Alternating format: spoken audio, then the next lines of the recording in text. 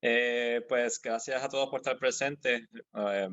Eh, Hoy continuamos como si fuese una secuela, ¿verdad? Hemos hablado mucho en este curso sobre evolución y tuvimos un interludio, como diría uno, los últimos dos cursos donde estuvimos hablando sobre epigenética, ¿verdad? Básicamente cómo se vincula la epigenética con la espiritualidad. Eh, y entonces, ya que en ese curso hablamos en parte sobre cómo nosotros pues nos proyectamos en nuestra vida, eso abre campo a una temática bien interesante para nosotros, que es sobre, en la parte de evolución humana, sobre el nacimiento de lo que llamamos cultura y cómo eso en parte pues, ha evolucionado, ¿verdad? Así que entendemos de que está entrelazado con lo que es una temática interesante en nuestro curso de Recife y por ende, pues queremos continuar con este tipo de diálogo abierto para que todos nosotros pues, aprendamos de uno de los otros. Así que quiero pues invitar aquí al profesor José Soto Sonera, ¿verdad? Para que entonces preparó una presentación con esta temática y le doy la bienvenida a él, bien cordial, un abrazo virtual desde acá para que se unas a nosotros a este diálogo. Gracias, Henry. Un abrazo. Nada, buenas noches a todos y a todas.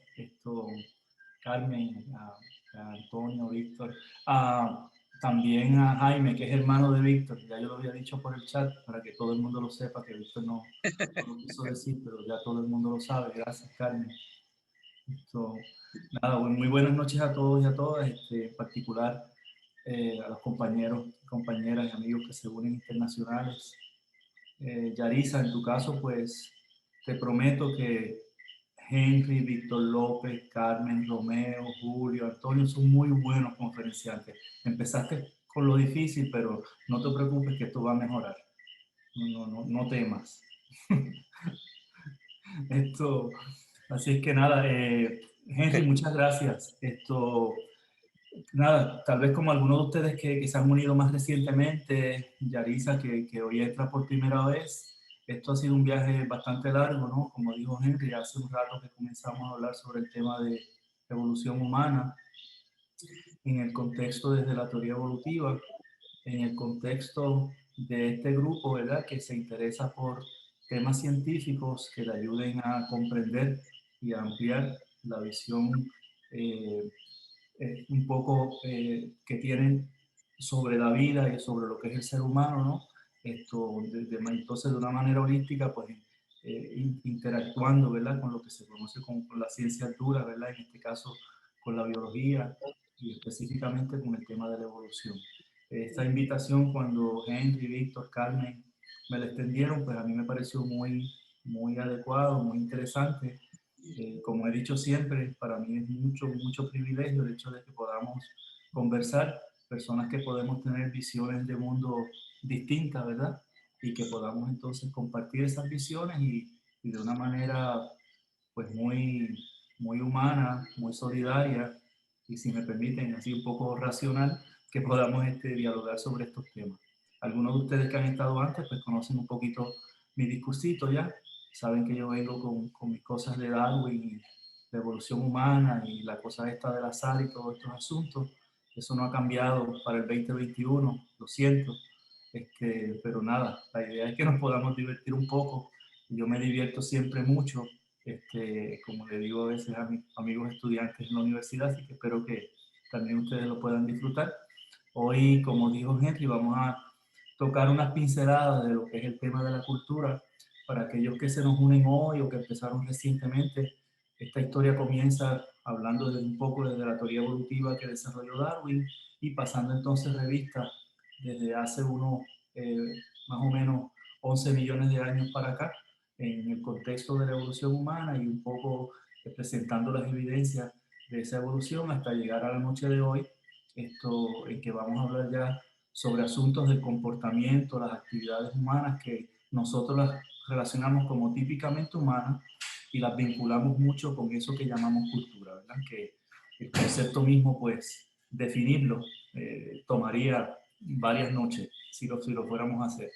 Pero un poco desde esa óptica, pues, esta noche conversar, como siempre, me tomo un momentito para, antes de empezar, como siempre, como dijo Carmen y Henry, pues tenemos una estructura para lo de las preguntas y demás, pero conmigo yo me siento muy cómodo que ustedes hagan sus intervenciones, sus aportaciones, y si hay dudas, pues las podemos ir atendiendo en el camino de la presentación, no necesariamente hay que esperar al final.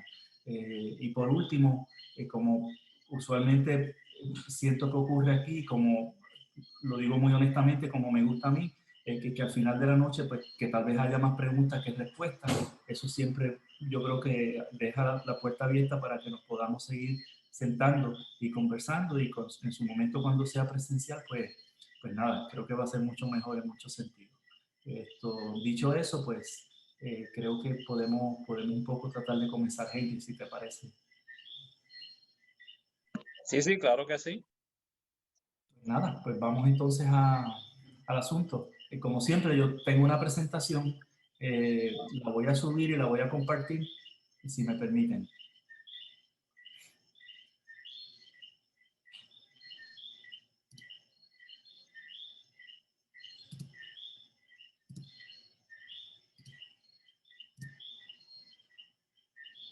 Muy bien. Me dicen si la pueden ver, por favor. Sí, la vemos. Chévere. Pues muy bien. Pues nada, evolución humana, un poco lo hemos titulado las especies Homo, ¿verdad? Que hemos estado trabajando ya concretamente con nosotros mismos, ¿no? Y hablar un poco sobre la génesis de la cultura y algunos apuntes, subrayando eso de algunos apuntes porque para nada creo que podemos pretender hoy abarcar ese tema. Yo creo que esto es como una embocadura y una puerta que se abre para que entonces definamos que podamos hablar un poco más sobre cultura y sobre ese tema que tenemos muy pendiente, que se relaciona tanto con el desarrollo cultural, que es el desarrollo de la conciencia humana, y el tema, ¿no? que abarca más es eso que nosotros entendemos nos distingue como especie.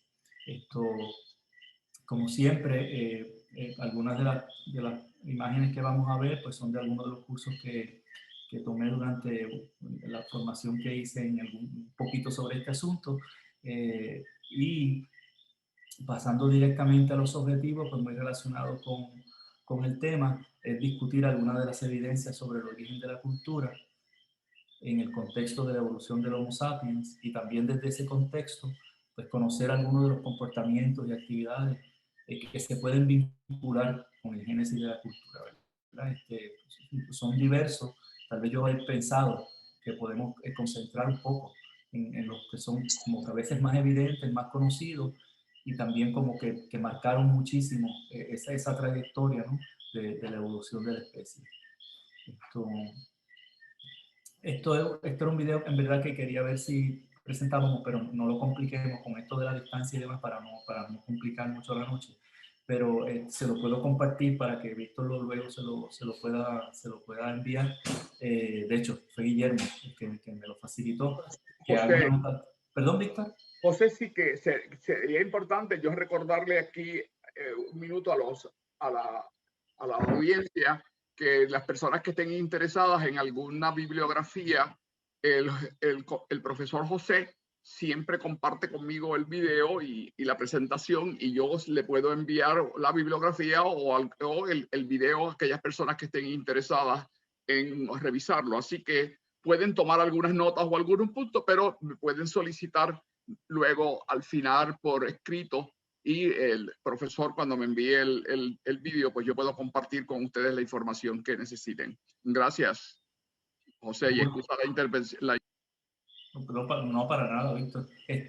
Sí, seguro. El vídeo, de hecho, como les decía, fue Guillermo que me lo compartió, y hago una nota al calce, como iba a decirle, de que varios de ustedes siempre me comparten mucha información, y que siempre háganlo, por favor, porque es la manera más extraordinaria que yo me mantengo pues como que bastante al tanto de lo que ocurre, porque aparte de que yo navego pues cuando tengo la oportunidad sobre el tema, el que distintas personas me envíen me mantiene como que bastante al día, pero estoy como un poquito rezagado en estos días, en varios emails que me enviaron, que tengo como 7, como que no los he podido ver, porque sé también que cuando me meta no voy a parar de verlos y he tenido que cumplir con ciertas tareas en estos días. Pero este vídeo está interesante porque es un experimento que hicieron con la estación espacial en un grupo de científicos japoneses, colocando a exponer en el ambiente exterior de la estación espacial el crecimiento de un grupo de bacterias. Y luego de varias semanas de exposición encuentran que sí lograron sobrevivir. Esto lo que levanta, ¿verdad?, muchas preguntas en un ambiente totalmente hostil, desde el punto de vista de lo que nosotros entendemos en hostilidad para el desarrollo de la vida en general, ¿verdad? Y que este grupo de bacterias pudiera sobrevivir, pues levanta, ¿no?, preguntas sobre pues, cómo entonces esto ocurre, cómo lo logran, y también sobre este asunto sobre el origen de la vida, de que si entonces viene desde el espacio exterior y nada, resucita o le da respiración a hipótesis relacionadas con cómo se desarrolló inicialmente la vida en el planeta. Así que el vídeo es bien cortito, en verdad no es extenso, pero lo puede llevar luego a que si quieren ampliar el tema, pues por ese video pues pueden ir descantando y viendo cosas que les llamen la atención. Pero nada, eso. Y agradecer a Guillermo, por supuesto. Nada, en el contexto de lo que vamos a hablar, algo que ayuda es que hay varios hallazgos recientes. Siempre tratamos de comenzar con esto, pero hoy un poco la presentación gira en torno precisamente a esos hallazgos recientes. Y un aspecto que y sé que debe ser de mucho interés para este grupo de estudio, porque se relaciona mucho con el evento de la muerte y cómo nosotros nos comportamos ante el evento de la muerte, es el asunto de las sepulturas, ¿verdad?, y los enterramientos. Esta es una foto de una zona, lo que se conoce como Baja Galilea en Israel, en donde unos trabajos recientes se encontraron unas sepulturas que datan de unos 95.000 años a la entrada de esta caverna en Café. Y encontraron inicialmente unos 5 individuos, pero luego se descubrieron varios más. Y esta es una evidencia pues, bastante clara, ¿no?, y contundente de ya hace unos 95.000 años, ya estamos hablando del Homo, ¿no?, el Homo sapiens, con esta práctica, ¿no?, de enterramiento. Clara. Así que es una actividad humana en este caso que data de bastante tiempo, ¿no? Mínimamente ya estamos metiéndonos en unos 100.000 años. Eso es un poco menos de la mitad de lo que se conoce al Homo sapiens como el hombre moderno, ¿no?, o como el ser humano moderno. Carmen, disculpa, no fue mi intención. Es que como digo homo, digo hombre, pero está bien, me refiero al ser humano. No me tienes que enviar un chat. Mira, te voy a enviar, lo que te voy a decir es que te acerques más a la computadora para escucharte un poco más alto. Ok. Olvídate del homo, ya sabemos que cómo tú piensas. ¿Se oye mejor? Sí, ahora sí. Ya. Disculpen. Entonces, sobre el nuevo mundo, ¿verdad? Que por aquí está el querido amigo Antonio, que en otras ocasiones hemos hablado sobre esto.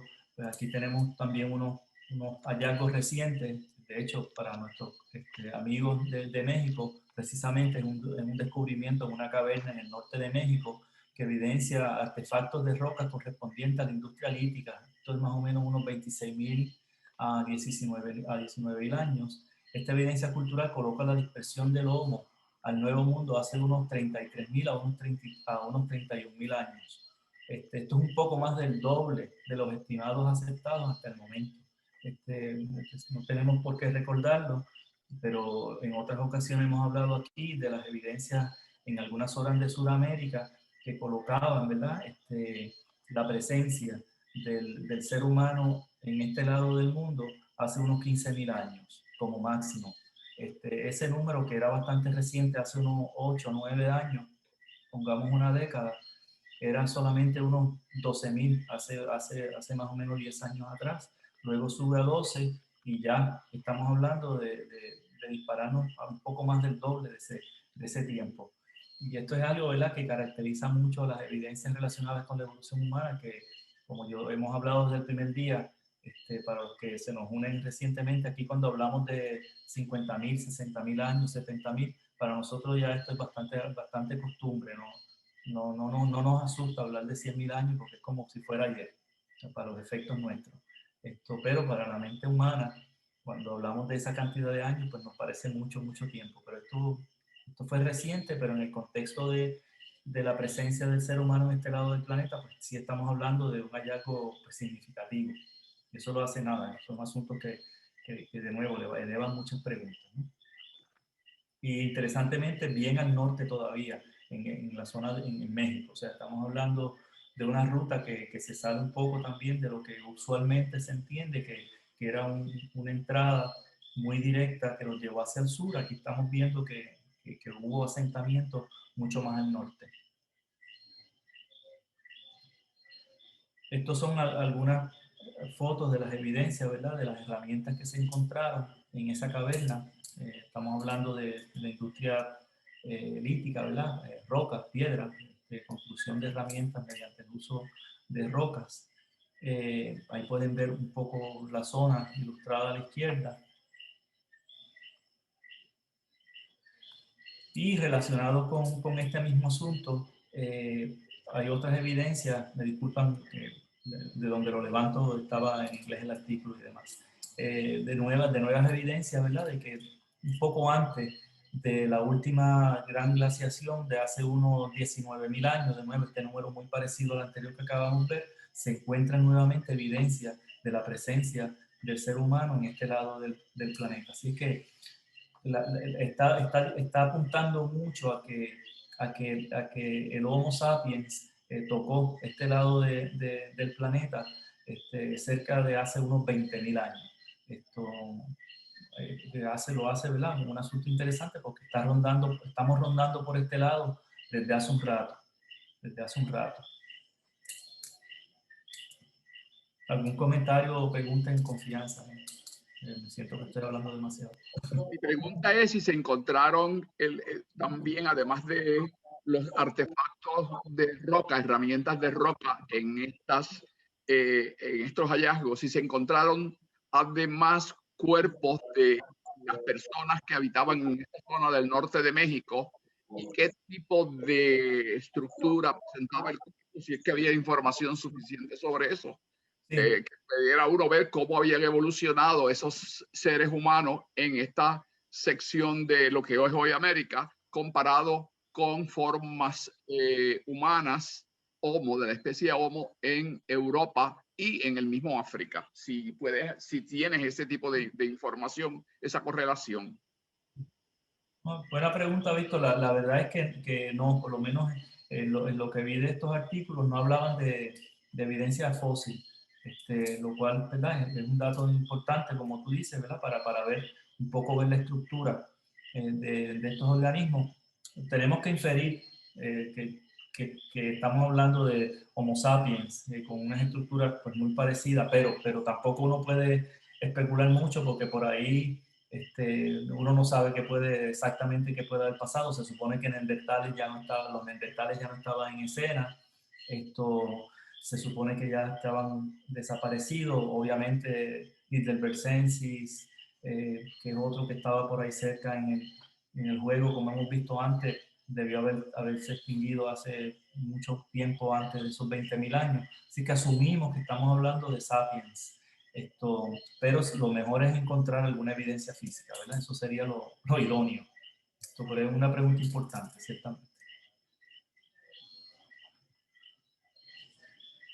Esta es una foto de la zona de la caverna.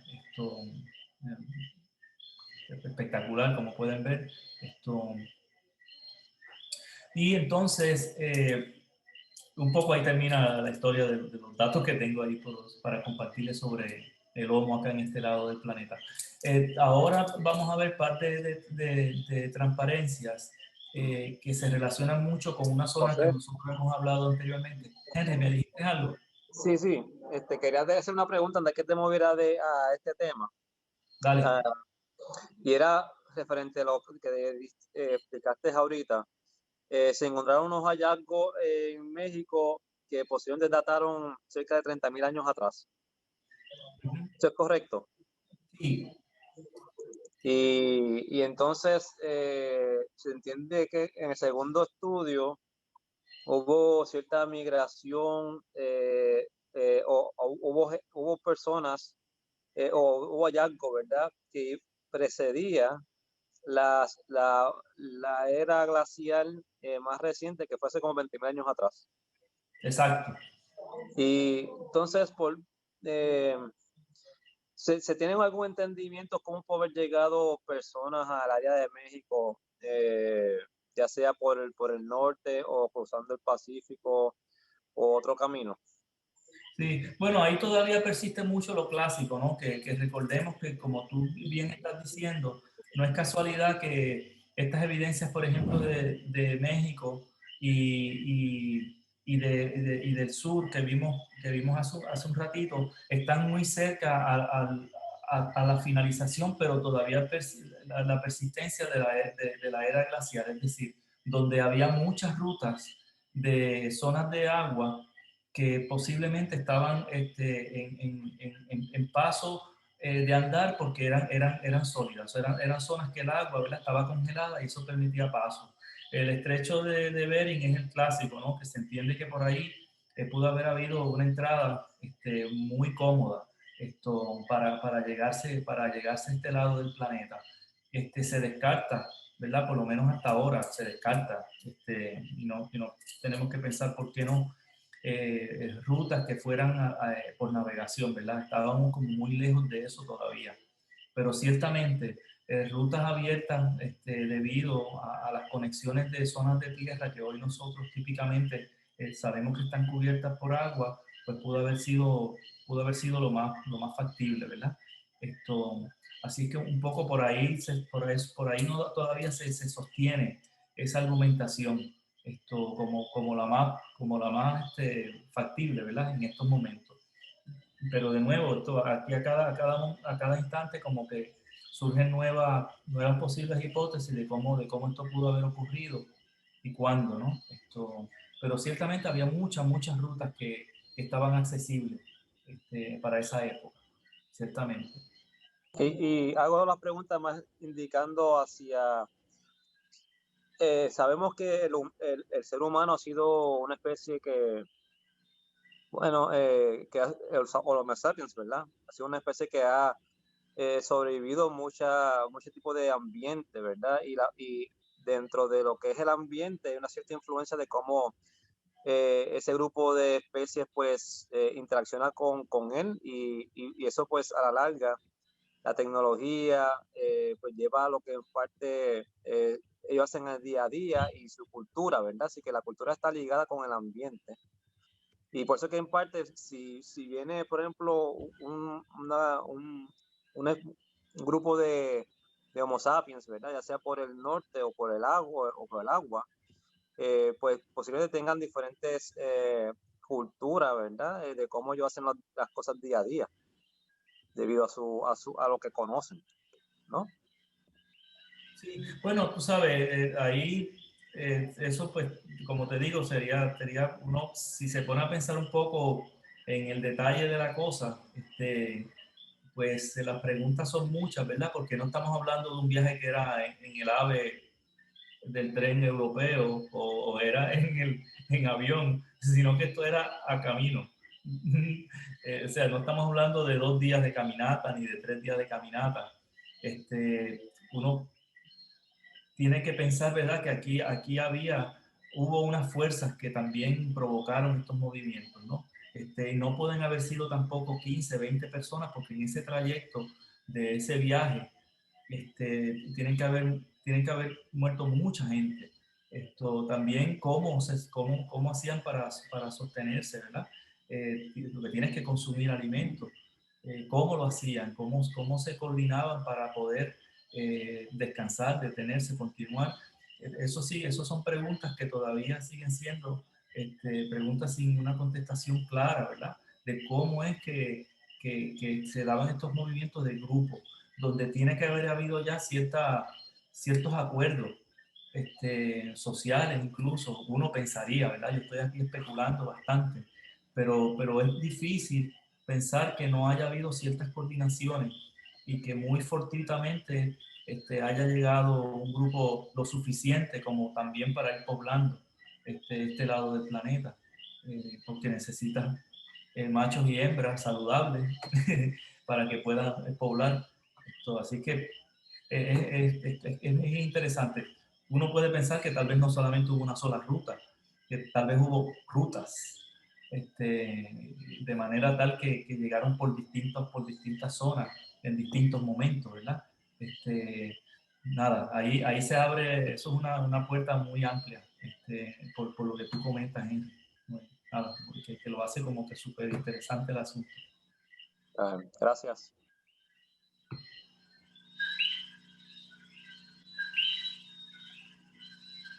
Continuamos entonces. Me dice Carmen o Ivette si hay algo en el chat o algo así.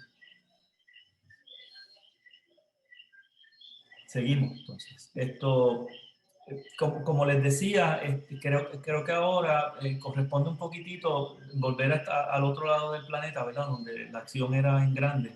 Esta es una zona que nosotros hemos hablado bastante anteriormente, que es lo que se conoce como la región del Levante, que es esta zona que comienza bien al norte de África, conectando la zona del norte de África con lo que es Medio Oriente, Jordania, Israel, lo que es hoy Jordania, Israel, Palestina, el Líbano, Siria, hasta el sur de Turquía y un poco tocando la parte noroeste de Irak.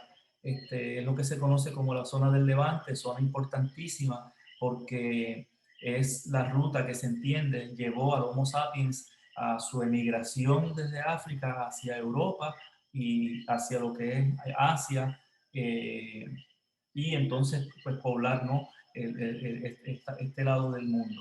Es una zona, como les digo, históricamente bien importante, atractiva y fascinante. Y un poco vamos a hablar ahora de algunos asuntos que se relacionan pues con esta zona. Una investigación publicada desde el 2020 en esta zona nos trae hallazgos súper interesantes. El trabajo consistió en examinar el material genético, el ADN, de unos 110 restos de humanos de Asia Oriental, correspondiente entre el Neolítico y la Edad de Bronce. Estamos hablando aproximadamente entre unos 3.000 a unos 7.500 años. ¿Okay? Más específicamente, los restos son habitantes de la zona de Anatolia, lo que se conoce hoy como Turquía, al norte de la región del Levante, ¿verdad? Como estábamos viendo ahorita, estamos hablando en esta zona aquí. Esta zona es históricamente importante, como hemos dicho, desde distintas ópticas, ¿no? Geográficas, porque tiene una historia riquísima, política, porque todavía hasta el día de hoy sigue siendo una de las zonas, de los puntos más álgidos del planeta por diversas razones, ¿verdad? Sociológicamente también, culturalmente ni hablar, comercialmente es una zona, pues, de una importancia histórica en distintos momentos súper importante, el camino de las especies, distintas rutas que tienen que ver con el comercio, y hoy día pues todo lo que tiene que ver con el oro negro, con el petróleo, pues esta sigue siendo una zona, como sabemos, pues es el punto de partida para muchas cosas que ocurren en el planeta. Eso no es casualidad, ¿verdad? No es casualidad porque es que históricamente, desde el punto de vista evolutivo mismo, es una zona que geográficamente tiene una riqueza en términos de medioambientales, y también fue la ruta que utilizó el ser humano para empezar a depuntar como ser humano. Eso siempre se fue un entendido por haber salido por ahí el Homo, pero este artículo y estos hallazgos traen unas informaciones que son, para mí, ¿verdad? Si me disculpan, son fascinantes, y ojalá en la conversación que tengamos yo pueda como que transmitir lo interesante que es esto, ¿no? Desde la perspectiva antropológica, como les digo, pues es súper importante, ¿no? La investigación pretende indagar en la relación, este trabajo pretende indagar en la relación entre dos importantes eventos en el desarrollo de la humanidad. Uno, el surgimiento de la agricultura, y el otro, el establecimiento de ciudades. Es decir, que el ser humano deja de ser esta especie, deja de ser una especie nómada, puramente nómada, para empezar a establecer asentamientos, empezar a establecerse en un lugar y desarrollarse ahí.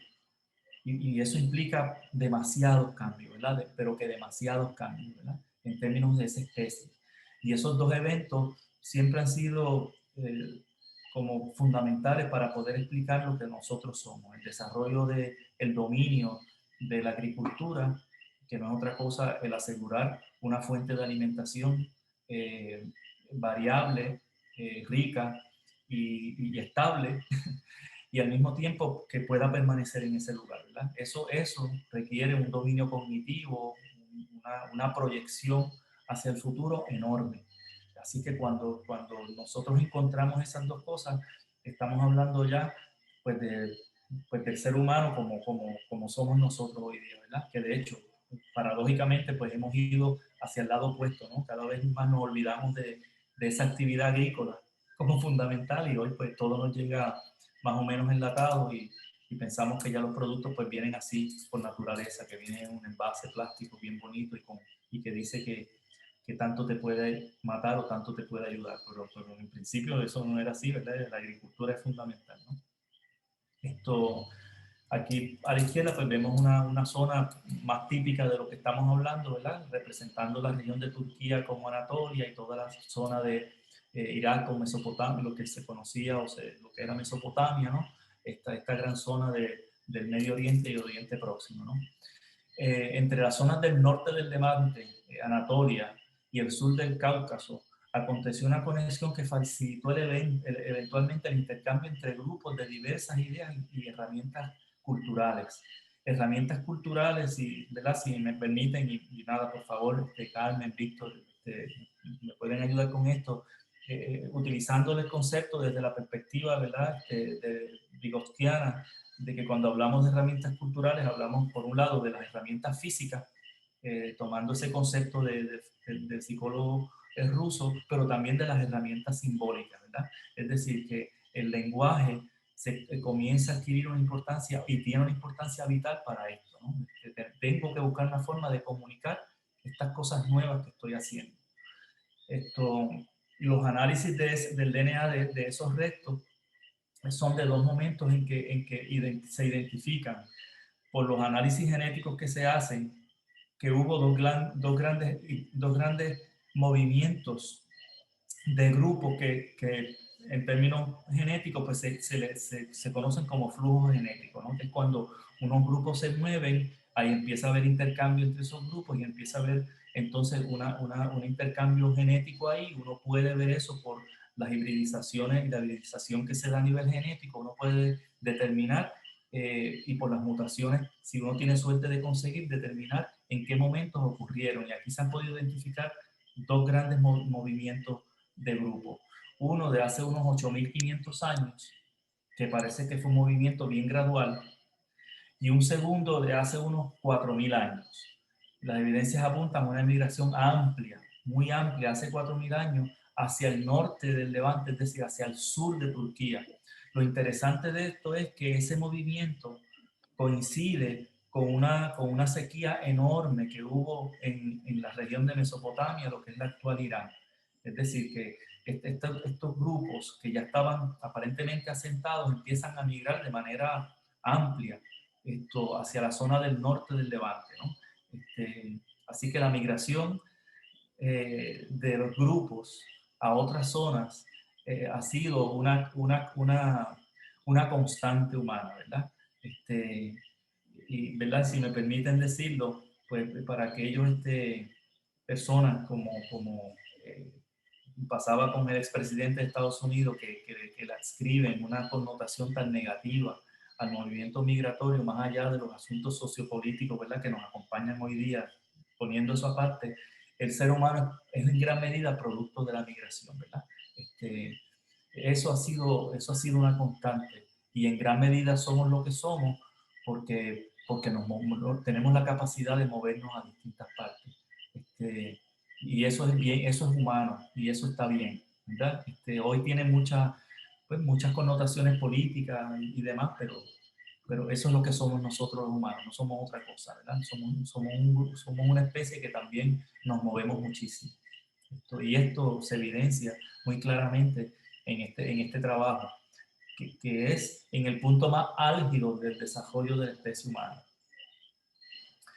José, con Sí, permiso, José. y adelante, Carmen. Sí, lo que estás diciendo es bien importante porque las emigraciones, los migrantes, las migraciones son una situación bien real en este momento, ¿verdad? Es un asunto de derechos humanos y siempre hemos estado emigrando de un sitio a otro, moviéndonos, ¿verdad? Como hemos visto a través de estas clases y como tú estás diciendo ahora mismo, que eso es parte de la realidad humana realmente. Ramón Leal, de allá de México, pues nos pregunta que si el color de las diferentes razas del ser humano es por genética o por el medio ambiente que los rodea. Sí, sí, sé que hoy se nos va a hacer como complicado, porque tenemos una presentación sobre eso, para Leal, que tal vez fue que tú no pudiste estar, pero sí, aquí hablamos como que muy profundamente sobre esto, ¿verdad? Que no está relacionado en lo absoluto el color de la piel, con un asunto estrictamente genético, sino que tiene que ver mucho con el medio ambiente, ¿verdad? Con la producción de esa pigmentación que tenemos en la piel. Está muy claramente establecido que es una característica producto de la sobrevivencia del ser humano, por un lado, para protegerse de los rayos del sol y evitar una serie de mutaciones que pueden ocurrir, y para la deficiencia de ciertas vitaminas, y al mismo tiempo potenciar el desarrollo y la producción de vitaminas que necesitamos en el cuerpo, específicamente la vitamina D. Por eso es que uno ve que en las zonas más al norte, donde el sol está menos, las personas tienden a ser de una piel más blanca, porque tienen que permitir, ¿verdad?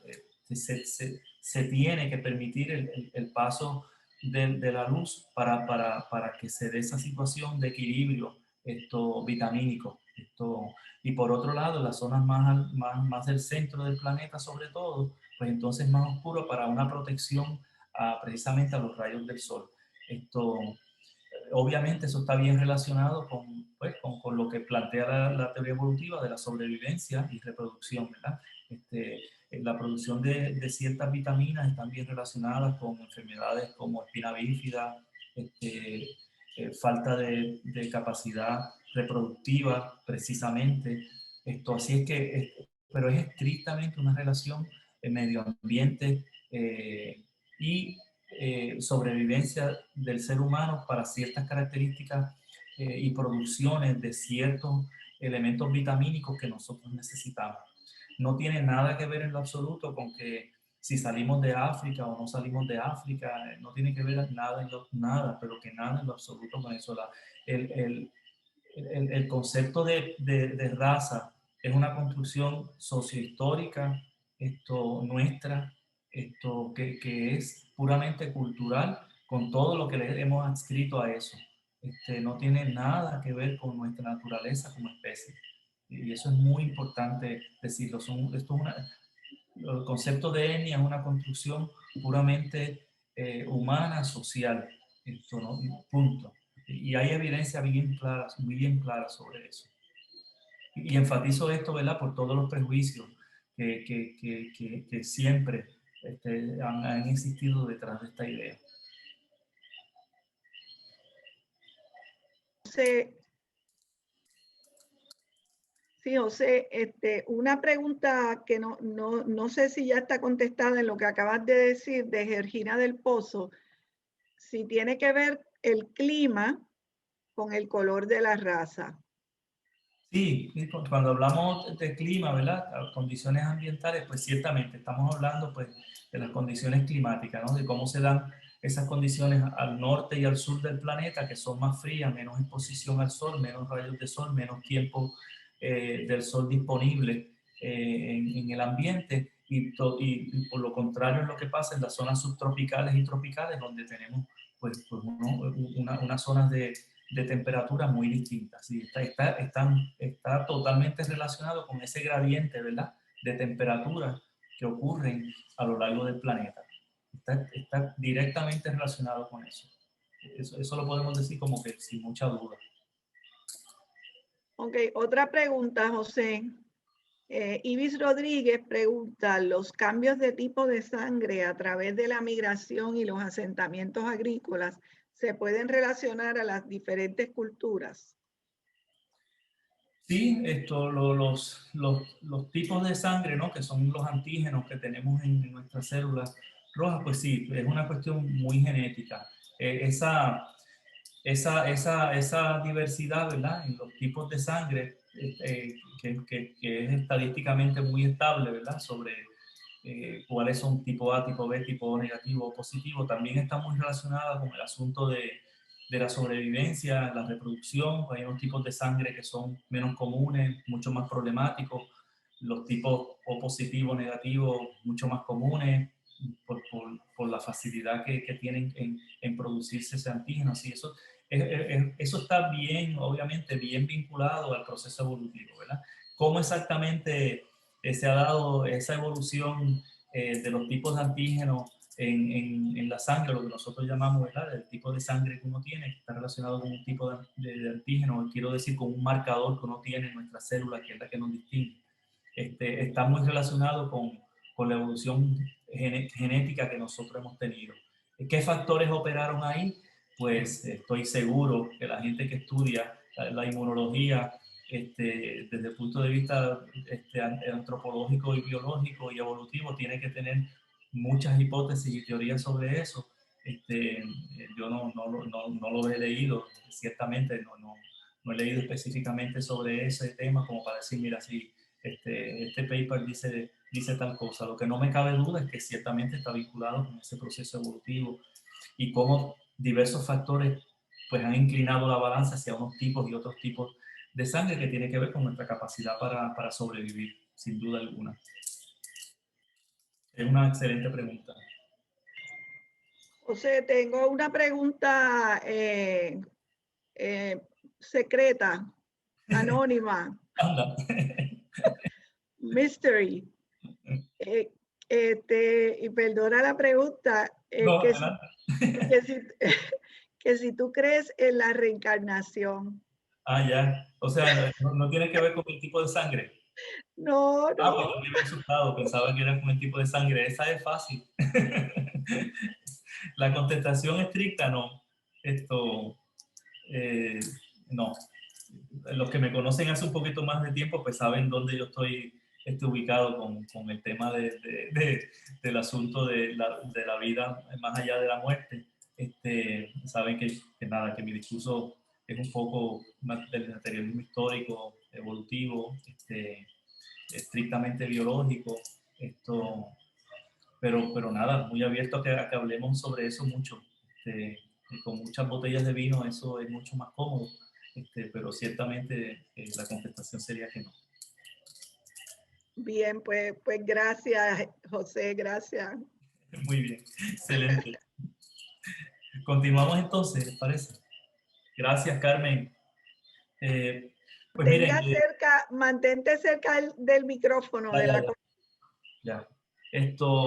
Nada, pues vemos un poco, ¿no?, cómo lo primero que nos presenta esta investigación es cómo se vieron esos flujos migratorios en esta zona, ¿no? Muy fuerte durante hace un poquito menos de 10.000 años. Perdonen, que estoy fuera de la presentación. Aquí voy. Esto es una pintura, digo, lo de la izquierda es un arreglo, ¿no?, moderno, pero de la derecha sí, un espectacular ser humano de hoy día. Importante, ¿no?, que es un descubrimiento. Permítanme ir un segundo atrás, creo que yo me salté algo. Aquí, perdonen que me salté algo, sabía que me había saltado algo. Sobre este trabajo importante,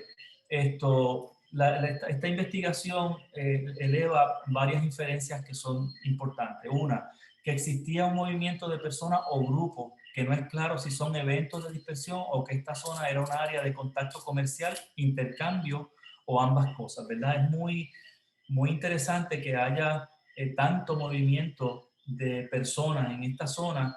Entonces levanta la pregunta si es que era una zona de comercio, si es que era una zona de contacto de comercio, que si era una zona de mero evento de dispersión, que es decir, que era como un pasadizo, o si eran ambas cosas, ¿verdad?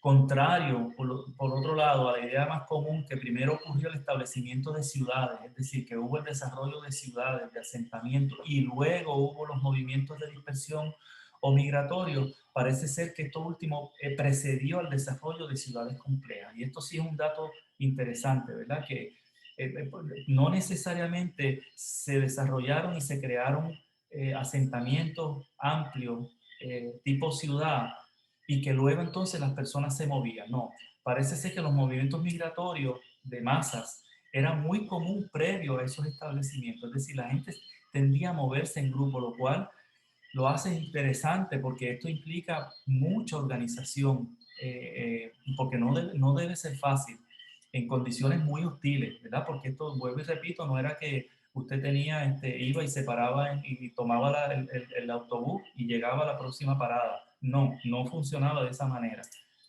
Así es que eso lo hace muy interesante, por lo menos esta inferencia que se puede hacer a partir de estos trabajos. Otro hecho es que es evidente, que hay una evidente interconectividad en esta zona.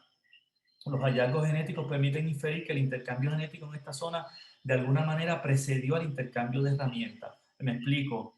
Uno podría pensar que en el intercambio de herramientas entre los seres humanos hace 10.000 años, pues podría ser natural que hubiese un contacto de grupos, intercambiaran algunos objetos y cada cual siguiera su camino. O más aún, como yo he dicho anteriormente, que trataran de ni encontrarse, porque pues te quiero, pero entre más lejos, pues mejor, ¿verdad? Entonces, eso por pura seguridad, porque yo no sé con qué intenciones viene el otro o la otra. Pero parece ser que no, parece ser que había intercambio físico, ¿no? De parejas entre estos distintos grupos. Parece ser que establecían unas relaciones que iban más allá que el mero intercambio de herramientas o algún intercambio de algún tipo de trueque. Y se puede pensar, ¿verdad? Por lo alto de ese intercambio genético, que no eran tampoco eventos que no fueran forzosos, ¿no? Sino que parece ser que eran voluntarios, que había algún tipo de intercambio entre estos grupos. Incluso se identificó un resto de mujer, por ejemplo, con genética correspondiente a poblaciones de Asia Central en esta zona del Levante, o sea, de gente moviéndose desde Asia Central a la zona del Levante. Esto era como la Roma o la ciudad de Nueva York de la época, ¿verdad? Aparentemente. Esto era, por alguna razón, pues tenía su atractivo, algo pasaba ahí, ¿no? Nada, esta investigación demuestra la importancia, ¿no?, de la movilidad, como dijo Carmen, de la dispersión y la migración, así como su relación con la hibridación, es decir, con el intercambio genético y nuestra propia morfología, ¿no? Así es que estos trabajos, pues, este trabajo es un trabajo importante. A la izquierda pueden ver una extraordinaria, espectacular pintura que se encontró en esta zona de Anatolia, en lo que es hoy Turquía, de alrededor de unos 3.400, 4.000 años de antigüedad. Un trabajo sofisticado, ¿no?, ya en esa época. Nada, eso. Este trabajo, como les digo, pues eleva muchas preguntas bien interesantes sobre cómo los humanos nos comportamos en esa zona hace más o menos cerca de 10.000 años. José, con permiso, Antonio tiene un comentario. Adelante, Antonio. Sí, José, buenas noches, feliz año. Bueno, ya nos habíamos comunicado, yo creo que por correo electrónico, pero te voy a enviar y después tú buscas y se le envía a todo el grupo un artículo del New York Times que dice que se descubrieron las pinturas rupestres más antiguas que se conocen en la isla de Sulawesi, en Indonesia. Y son pinturas de hace 45.000 años de un cerdo. E incluso se menciona en el artículo que no se sabe hasta ahora quiénes pueden haber sido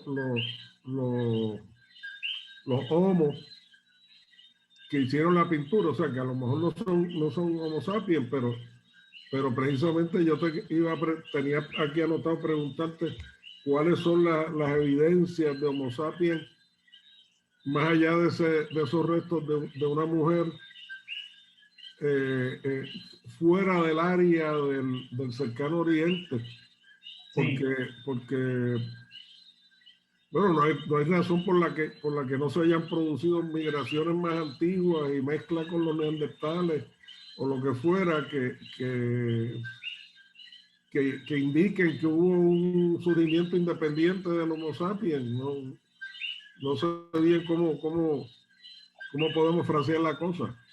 Sí, no, eso pues levanta como de nuevo preguntas, ¿no? Sobre la cuestión del Homo sapiens, y cuál, más que yo te diría que más que si Homo sapiens, que como tú bien dices, que Homo, ¿no? Porque Neandertal está por ahí cerca siempre, ¿verdad? Esa fecha de 45.000, Neandertal estaba por ahí, vivito y coleando. Así que también se habla, ¿verdad? Asia, específicamente China, reclama mucho de un cierto tipo de evolución independiente a partir de Erectus en la zona de Asia, ¿verdad? Con lo que se conoce como el hombre de Pekín, el hombre de Java.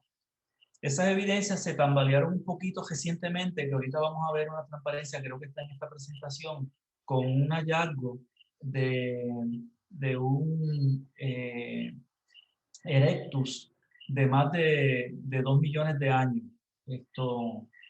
Y eso fue importante porque hasta hace poco, la zona en China, ¿verdad? Había evidencias de Homo erectus más antiguos que los que hay fuera de la zona de Asia. Y eso llevaba, ¿verdad?, a la antropología oriental, específicamente en China, a hacer un reclamo de cierta evolución independiente en esa zona, que desembocó en lo mismo, no hay un reclamo distinto, ¿verdad?, en ese sentido. Pero que sí hubo un evento que fue distinto, que fue diferente. Pero esa evidencia de ese Erectus que fue fuera de la zona de Asia, pues colocó ese argumento en una cuerda bastante flojita. Así es que eso por un lado. En esto también debo decir que operan muchas cuestiones chauvinistas, ¿verdad? Siempre, desde mediados del siglo XIX, todos los países querían encontrar su propio Homo en su tierra, ¿verdad? Los ingleses querían encontrar su propio Homo, los franceses también, los chinos también. Todo el mundo quería tener un Homo típico, único, ¿verdad? Para un poco por todo el prejuicio que había aquí de África, ¿no? De decir, no, lo de nosotros fue único, fue en Liverpool, no fue allá abajo en el sur de África. Pero ciertamente esa evidencia levanta algo de eso, de ver quién fue, ¿verdad? ¿Quién fue ese artista? Definitivamente es un hallazgo importante. Yo me imagino que esto está en pañales, porque hay que no solamente comparar hallazgos fósiles, sino hallazgos también de el tipo de pintura y las características de la pintura o sea, del tipo de pintura que se utilizó, ¿no? O sea, me refiero qué características tiene esa creación artística, ¿no? Si se puede o no comparar con lo que hay en Francia, por ejemplo, y en España. Así que definitivamente resulta interesante ver qué es lo que hay ahí. Si entendí bien tu otro comentario, lo que mencioné del fósil de una mujer en esta zona del Levante, pues ciertamente dieron con ese fósil. pero obviamente uno puede pensar que no fue el único, ¿verdad? Sino que eso presenta evidencia de que ciertamente hubo esa migración desde allá hasta esta zona de Medio Oriente. Ciertamente no puede haber sido el único caso. Esto, ¿verdad? La ausencia de evidencia no es evidencia, ¿verdad?, de la ausencia de un hallazgo, como se dice, pero encontrar algunos huesos pues siempre ayuda. Pero nada, es muy buena intervención por lo del hallazgo de la pintura, que resulta interesantísimo. No sé si eso contesta un poquito, pero más o menos. José, tenemos un comentario de Fernando. Adelante, Fernando.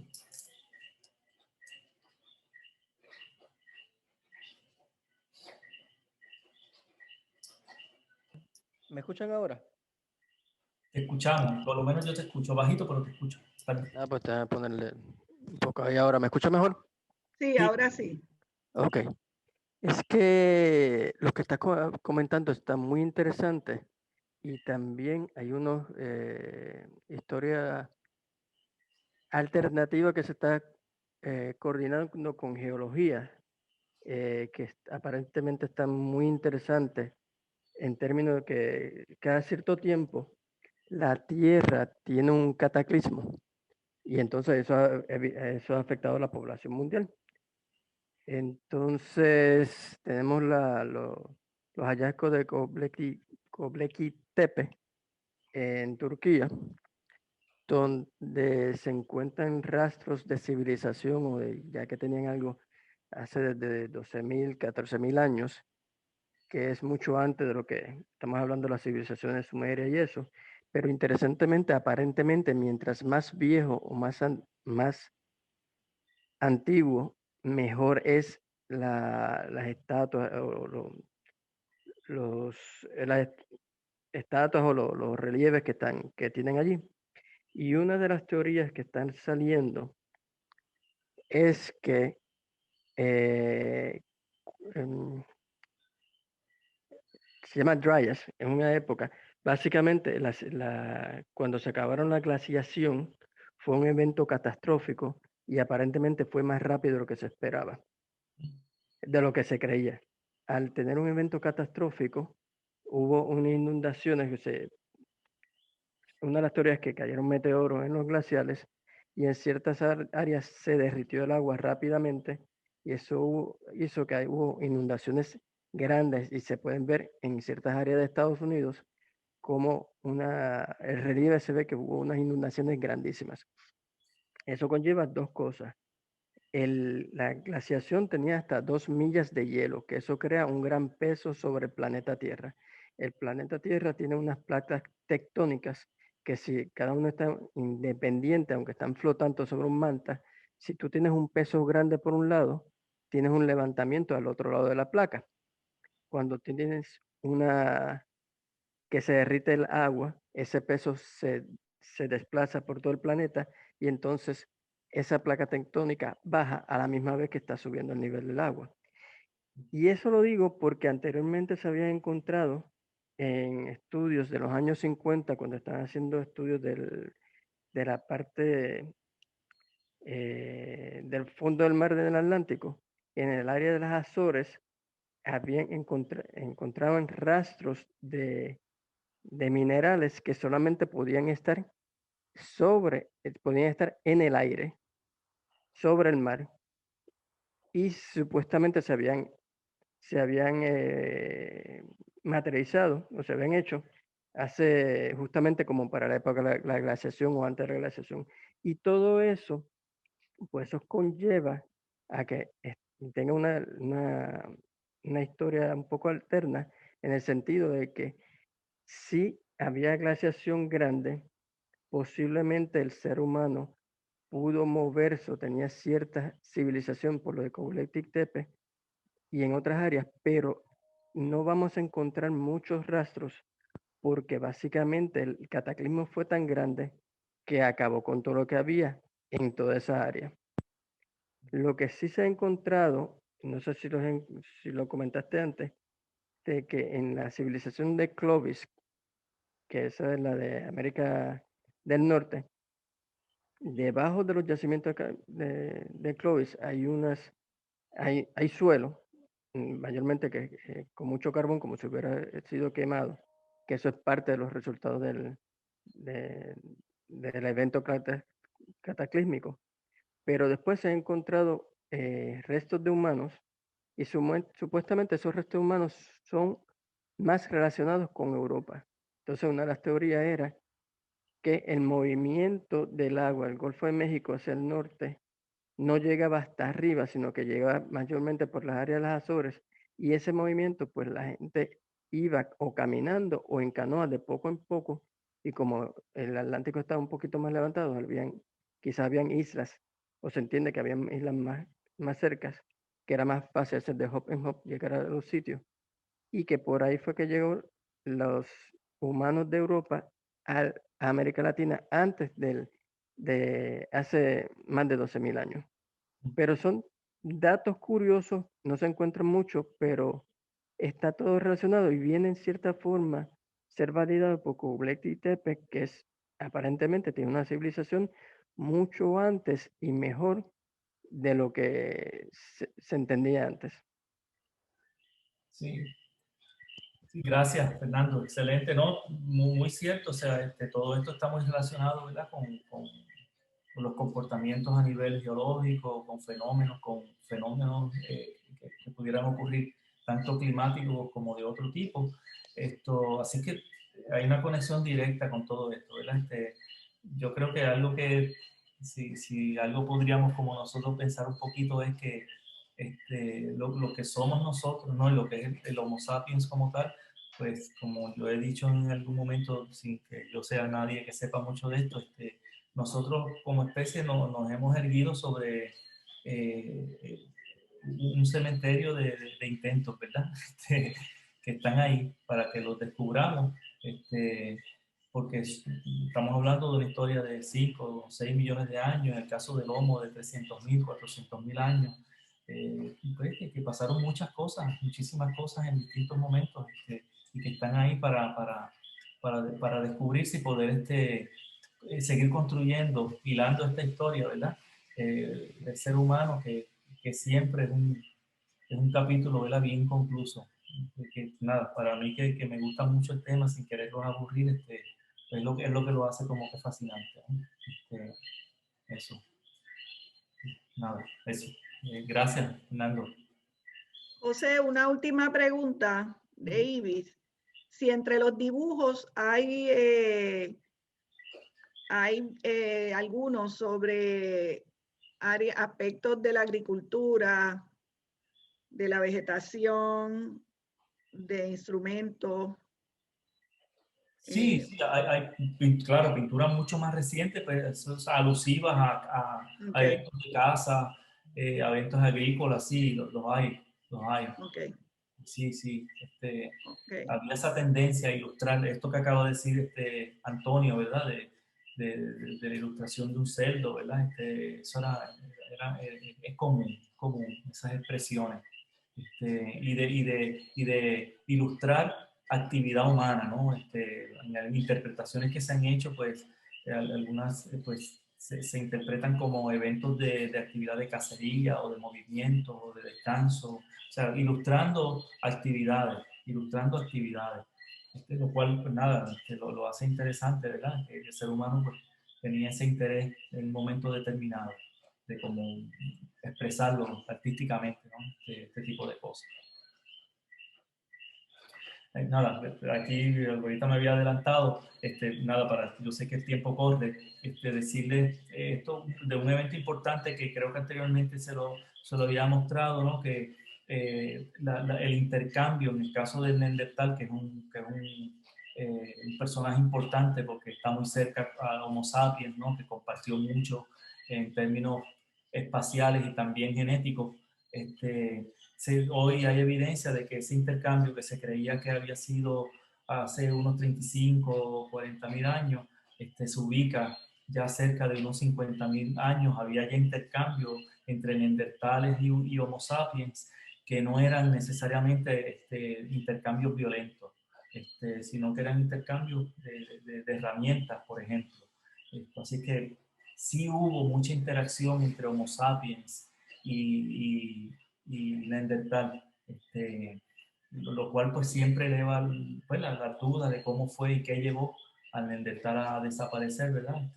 A veces se la adscribe a que fue una cuestión de una competencia, de otras veces que el Neandertal pues no contaba con unas herramientas físicas y tampoco con una estructura genética para sobrevivir, por lo que dice Fernando, por eventos que podían cambiar muy drásticamente y ellos quedarse en el camino, ¿verdad? Como en efecto ocurrió eventualmente con el Neandertal, que ya hemos hablado aquí, hemos desmitificado eso de que no eran inteligentes y que no eran gente que se pareciera a nosotros, sino fue muy por el contrario, ¿verdad?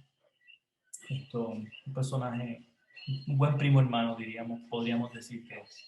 Esto es lo que le hablaba ahorita de Erectus, de la evidencia que le mencioné a Antonio cuando hizo la intervención, ¿verdad? De que esta evidencia que es del 2015 de encontrar en África precisamente un cráneo, parte de un cráneo de Homo erectus de poco más de 2000 años, de 2 millones de años, pues coloca muy en entredicho lo que se habla de esa evolución en Asia un poco distinta, y por otro lado coloca unos personajes de los cuales nosotros hablamos hace ya varias lunas atrás, a Paranthropus, a Tropicus sediva, al propio Erectus, tanto Paranthropus como sediva que estoy mencionando ahí, para los que no han estado anteriormente, hablamos de lo que se conocen como prehomo, ¿verdad? Especies antes de la presencia del Homo, interactuando, el homo, en este caso Erectus, interactuando con especies pre-Homo, lo cual lo hace como que súper interesante saber qué pasó ahí, cómo eran esas interacciones, ¿verdad? Uno pues, puede especular como para hacer 5 películas o miniseries en Netflix de lo que pudo haber estado pasando ahí. Pero nada, es un dato como que súper interesante e importante, ¿no? También. Nada, como para resumirles y no cansarlos, que ustedes sigan haciendo sus aportaciones. Cuando nosotros hablamos del comportamiento del Homo sapiens, ¿verdad? De nosotros, toca muchos niveles, ¿verdad? Niveles tecnológicos, niveles sociales, lo que estábamos hablando hace un ratito, esto de las pinturas, niveles también desde el punto de vista estético y más que morales, éticos en general, ¿no? Cognitivos y simbólicos, ¿no? Esa interacción se dan todas estas dimensiones, y la evidencia arqueológica pues nos ayuda y demuestra todos estos niveles, ¿verdad? De que se dan una vez el ser humano entra en acción, tal y como lo conocemos hoy, ¿no? Hay muchas de estas cosas que no se conservan, las tecnologías se conservan, pero las actividades sociales, los comportamientos de índole que rayen en asuntos ético-morales, estéticos tal vez con las pinturas, cognitivos pues con los comportamientos, pero muchas de estas cosas pues desaparecen en el aire, ¿verdad? Y entonces obligan a especular mucho. Pero eso es bueno porque de algo tienen que vivir los antropólogos, así que es bueno que puedan seguir escribiendo. Estoy bromeando.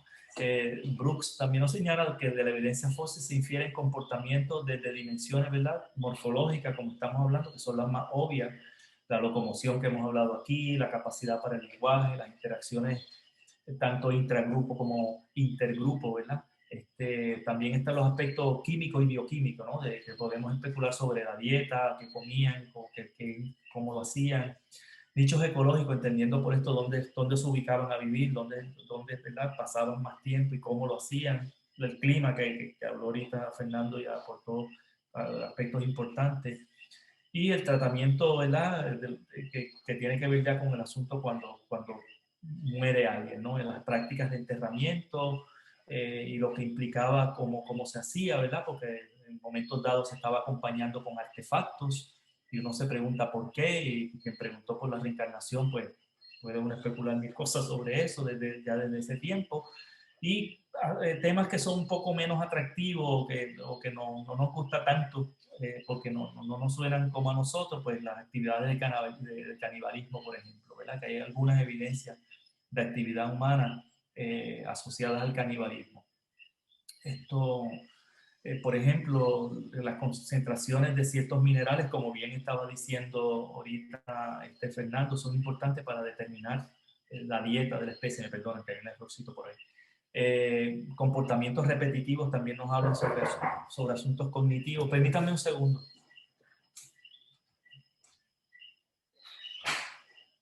Gracias.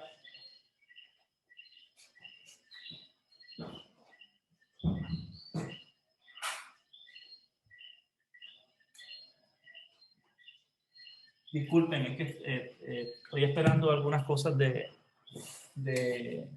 correo y UPS tocó ahí a la puerta y tenía que atenderlo. Estoy con ustedes, ¿verdad? Sí. Ok. Estamos aquí. Disculpen. Oye, UPS, yo no sabía que UPS entregaba a las 9:30.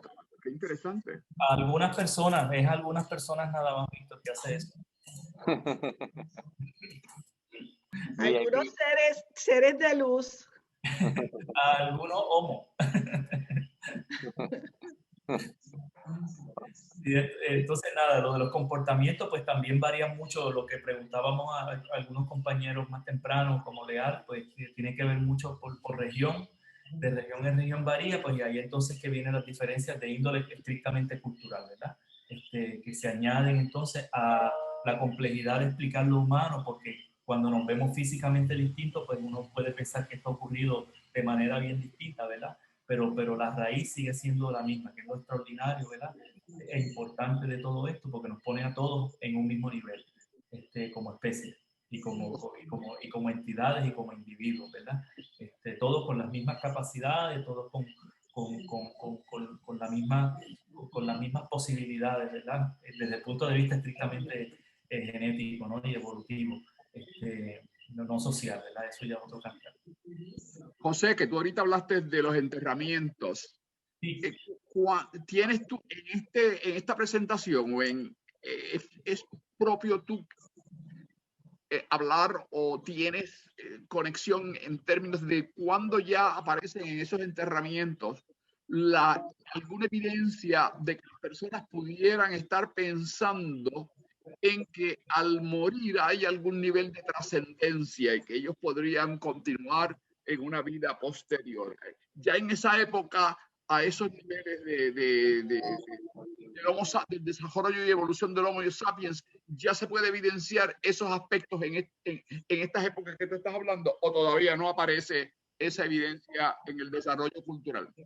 Sí, Víctor, buena pregunta, importante, y un poco me excuso porque sé que tengo una presentación que ya nosotros compartimos donde hay un dato específico sobre enterramientos que se encontraban con herramientas, por ejemplo. O sea, que no se enterraba solamente el cuerpo, sino que estaba acompañado por herramientas. En el caso de los neandertales, pero que ya estamos hablando de bien cerquita, se han encontrado que había flores, por ejemplo. Se han encontrado restos pues, compatibles con que se enterraban con flores, por ejemplo. Pero en algunos casos con herramientas. Tendría que buscar el dato, pero sí estamos hablando de hace menos de 10.000 años, que es cuando más hay evidencia de enterramientos ya bien de cierto nivel de sofisticación, vamos a decir. Pero sí, hay un dato sobre eso muy específico de un evento de descubrimiento fósil, de enterramiento con evidencias de que se ve que se estaba pensando, o por lo menos que no simplemente se colocó el cuerpo, lo cual pues eleva todas esas conjeturas o esas posibilidades de qué ocurre después de la muerte, ¿verdad? Por lo menos un comportamiento compatible con eso. O sea, ciertamente. Me puedo buscar el dato y hacértelo llegar para que entonces lo compartas, Víctor.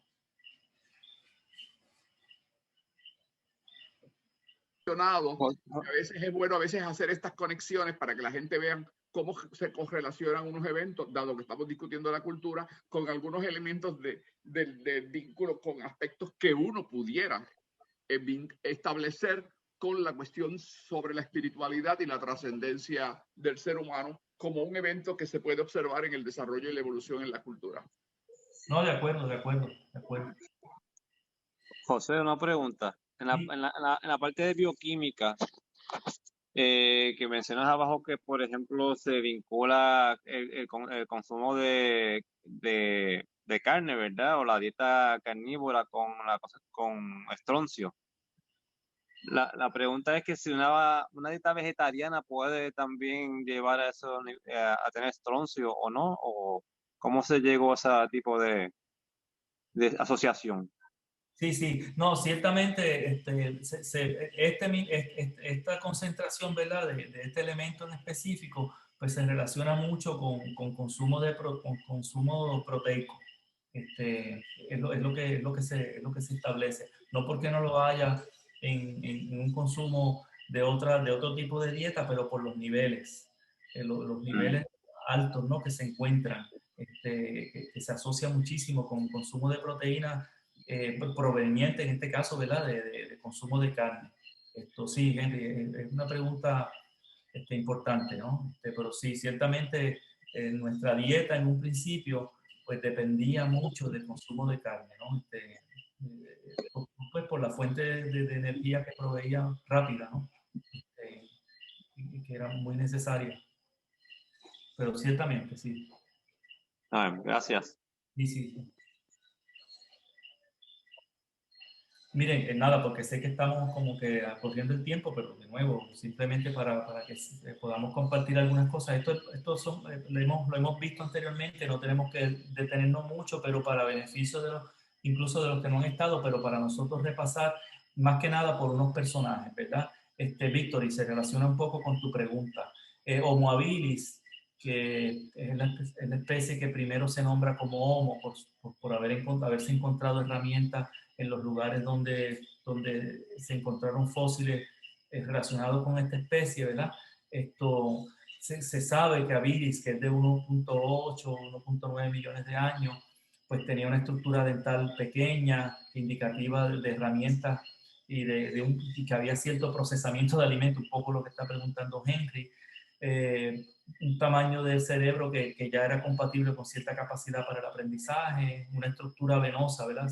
De la distribución de todo lo que tiene que ver con el movimiento sanguíneo, que puede implicar una capacidad para la transpiración, un posible comportamiento diurno todavía. La transpiración importante, porque la transpiración está muy relacionada con yo poderme mover a distancia, ¿verdad? Porque puedo controlar mejor la temperatura de mi cuerpo. Y hay dudas sobre la trayectoria de nacimiento para los que están desde más temprano cuando hemos conversado pues hace tiempo sobre esto, pues la trayectoria de nacimiento se refiere a ese asunto del nacimiento, ¿no? Ese comportamiento del ser humano que para reproducirse pare una especie que es extremadamente dependiente y tiene entonces una trayectoria de nacimiento que es larga, ¿no? Nosotros tenemos que estar al cuidado de quien nos pare por mucho tiempo. Somos muy dependientes por mucho tiempo. Muy distinto a otras especies que en poco tiempo ya pueden autosostenerse y pueden sobrevivir. Ese no es el caso del humano. Dependemos por mucho tiempo, ¿verdad? De que nos cuiden y que velen por nosotros, ¿verdad? Eso tiene su asunto social porque implica una interacción por mucho más tiempo, ¿verdad? Entre esos grupos. Habilis tenía obviamente capacidad para construir herramientas, ausencia de asentamientos en esta especie y posiblemente pues todavía dormían en los árboles, ¿verdad? Dependían un poco de ese medio ambiente. Obtención de alimentos, se piensa que algunos podían alimentarse de carroña, es decir, de organismos muertos que tomaban ventaja sobre eso, ¿verdad? No hay evidencia de lenguaje y tampoco de un comportamiento, de un nicho, de un comportamiento de tener asentamientos amplios, está muy ausente en Habilis. Eso cambia bastante con Erectus, que obtiene alimentos en ambientes abiertos, tiene una trayectoria de nacimiento muy parecida a la nuestra, una posible estructura social que posiblemente ya existía para cuidar, como les digo, a los infantes, un sistema de enfriamiento que hemos hablado aquí a nivel del cráneo que le permitía moverse mucho más fácil, porque podía controlar mucho más la temperatura de su cuerpo, un tamaño de cerebro posiblemente muy parecido al nuestro, capacidad para el lenguaje, aunque no necesariamente hablaran, y ya habían abandonado los árboles, el árbol por completo, ¿verdad? Ya habían bajado de ese árbol y ya no dependían de ese medio ambiente, ¿verdad? Construcciones de herramientas como hacha, uso del fuego, fue el primero que lo dominó, por lo tanto podían procesar alimentos, una estructura social de protección y cuidado de los más pequeños, tanto tal vez como hasta de los adolescentes, sistema de enfriamiento en zona craneal, como les menciono, por el tamaño del cerebro, probablemente tenían un lenguaje, podían hablar, y les doy estas características porque a lo que preguntaba Víctor, ¿verdad? Tal vez Erectus ya podemos pensar que pudiera tener ciertos comportamientos, que yo sé que son preguntas que ustedes van a traer y van a hacerse sobre cuándo podemos hablar, como han preguntado, voy a citar aquí, Carmen, citando literalmente, como han preguntado en otras ocasiones algunos compañeros, cuando este organismo podemos decir que tenía un espíritu, ¿verdad? Pues yo le estoy dando los datos estrictos de qué tan humano desde el punto de vista biológico puede ver uno estos organismos, para que entonces ustedes puedan elaborar su hipótesis, ¿verdad? Y su planteamiento.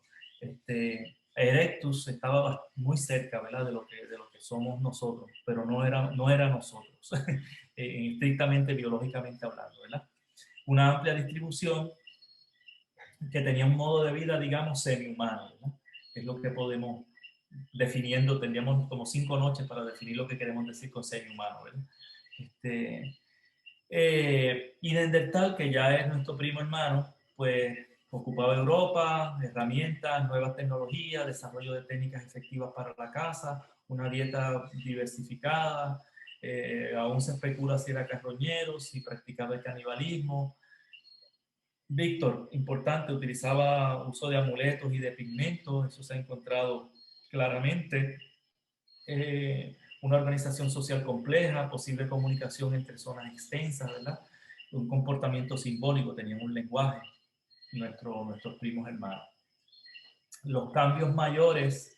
José, cuando menciona, perdona que interrumpa, cuando mencionan amuletos, ¿Perdón? cuando mencionan amuletos, ¿qué tipo de como amuleto se habla? ¿Qué tipo? ¿Tiene cierto arte?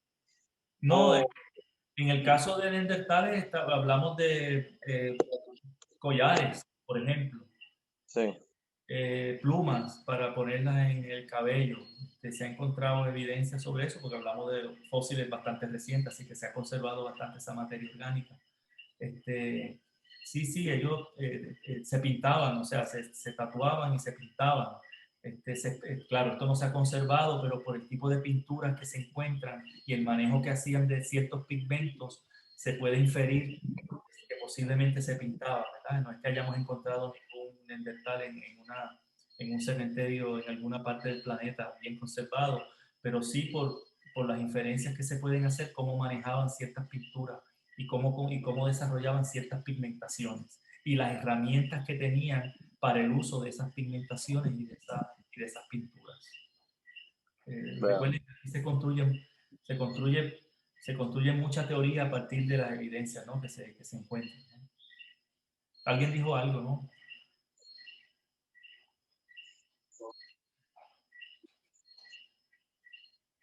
¿No? No, yo creo que fue Henry que estaba Sí, comentando. sí, ¿Verdad? yo dije, sí, ya veo. Ya. Gracias, Henry. No, pero de verdad que está interesante la parte de los amuletos y los pigmentos, porque adjudica cierto sentido de elaborar algo nuevo en la presencia de uno, ¿verdad? Que hay cierto nivel de conciencia. Por ejemplo, usar ponerse una pluma en el pelo, como que quizás es para darte, entre comillas, más poder o quizás se le puede adjudicar cierto poder a los amuletos, ¿verdad? Que quizás comenzaron los primeros pasos posiblemente de lo que es una filosofía, ¿verdad? O podría decir uno un pensamiento más allá, asignarle valor a quizá algo que no es tangible. Sí, no, lo que tú traes es como que extraordinario de nuevo, porque uno puede conversar mucho sobre esto y yo rápido empiezo entonces a hablar demasiado, pero hoy día nosotros nos ponemos sortijas, nos ponemos cadenas, collares, pantallas, ¿verdad? Y siempre nos preguntamos por qué lo hacemos, o sea, uno siempre lo hace por una razón, ¿verdad? Eso no hay duda alguna, ¿verdad? Y lo que pasa es que casi nunca nos preguntamos, digo, por lo menos yo no siempre me pregunto, me quiero comprar una cadena, me la quiero poner, pues uno sí, uno elabora así que me gusta, me la quiero poner, se ve bonita, pero uno no se sienta a pensar por qué lo está haciendo, ¿verdad? Muchas veces lo hace más, como que más automatizadamente. Bueno, el hecho es que cabe lo mismo preguntarse, como tú dices, ¿por qué lo hacía? La pregunta es ¿por qué y para qué? Exacto. ¿Por qué y para qué? O sea, y eso es una pregunta importante en los albores del ser humano, porque las cosas se tenían que hacer consciente. Yo, ¿verdad? Estoy aquí sesgado, con un cierto mayor nivel de conciencia. O sea, por unas razones como mucho más claras en esos momentos, por las razones que sean, ¿no? Pero de nuevo, aquí yo estoy especulando y ya es tarde en la noche para yo alcanzarlo con esto. Pero posiblemente... Otra cosa que yo iba a decir es que tú tienes en la número 6 algo que dice comportamiento simbólico. Sí. Que eso puede estar relacionado también con lo que estábamos hablando de los poderes o de las representaciones de las cosas que usaban. Sí, sí, Carmen, cabe esa interpretación para siendo responsable y porque creo que debo decirlo mucho y no lo explico, pero muchas veces en el contexto antropológico, cuando se habla de comportamiento simbólico, se está pensando ciertamente, como tú dices, en el uso de distintos símbolos que se manifiestan a través de las pinturas, se manifiestan a través de artefactos, y muy importante el lenguaje como un símbolo, ¿verdad? En este caso abstracto, que uno lo puede inferir a través de trabajos, ¿no? Lo que mencionó Antonio, de pinturas, artefactos, objetos, y uno entonces empezar a inferir ahí que tenía que haber un intercambio simbólico, ¿no? De lo que representa eso, como bien tú estás diciendo. Sí, esto abre la puerta automático, ¿verdad? Porque de nuevo, sí. ¿Por qué y para qué? Sí. Mira, Antonio tiene un comentario. Sí. Y son perdón, Antonio, antes de que diga el comentario, son las 9:41. Estamos ya con poquito tiempo. Adelante, Antonio. Sí, muy breve, José. ¿En qué momento de estas etapas que está señalando se identifican comportamientos totémicos? Porque yo he leído hace mucho tiempo, no me pida que te diga dónde, que el ser humano tuvo una etapa donde los grupos de cazadores y recolectores y primeros grupos agrícolas se identificaban con determinados animales. Y ese comportamiento totémico sugiere que el ser humano tuvo una etapa lenta de distinguirse con el resto de la naturaleza, que está ligada precisamente a los comportamientos ya, a la organización más compleja y el ejercicio de la inteligencia y las grandes preguntas, ¿verdad? Como la vida después de la muerte, etc. Sí. No, anteriormente creo que tú me habías hecho ese planteamiento que me llama, o sea, me obliga mucho por lo interesante que es como que explorarlo y a buscarlo. Porque ciertamente es así. No tengo yo como una contestación exacta de cuándo ese despegue ocurre. Porque también es difícil desde el punto de vista antropológico establecerlo, ¿verdad? Por los saltos que hay aquí. Y ese salto grande que hay entre unos 100.000 a unos 10.000 años es enorme, ¿verdad? Y ahí como que se pierde mucho de eso. Pero ciertamente esa pregunta que tú traes, como que creo yo que por lo que como tú lo planteas, es de las cosas que yo en lo personal quisiera explorar, porque me resulta que es importante, porque en un momento dado, como tú dices, ¿cuándo es que uno empieza a mirarse diferente con relación a los demás organismos, ¿verdad? ¿Cuándo? ¿Cuándo es que eso ocurre? ¿Y por qué? Particularmente para aquellos grupos, como pasa como habilis, que cohabitaban con otros organismos muy similares a ellos en comportamiento todavía. Cuando me lo preguntaste la primera vez, fue las pocas veces que yo como que traté de preguntarme cómo se veía Bilis frente a su género más cercano, ¿verdad?